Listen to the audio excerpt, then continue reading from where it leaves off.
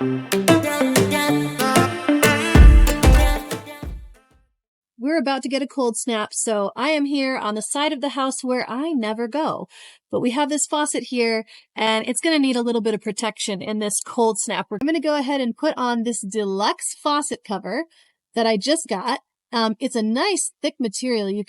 I can tell, I mean, this is like a warm mitten on my hand. It's got thick insulation here.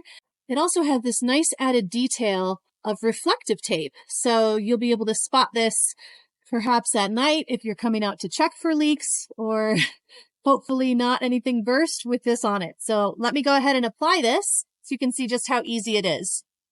I'm just going to slip it over. Wrap this side around nice and snug all the way up to the wall. And then this wraps all the way around. So that's not going anywhere. This is a nice insulated cover. It fits it perfectly, no problem. It's not too tight. I didn't have to try to work it on there and squeeze it on. And I'm excited to see how this performs. I feel ready to go with this cold snap.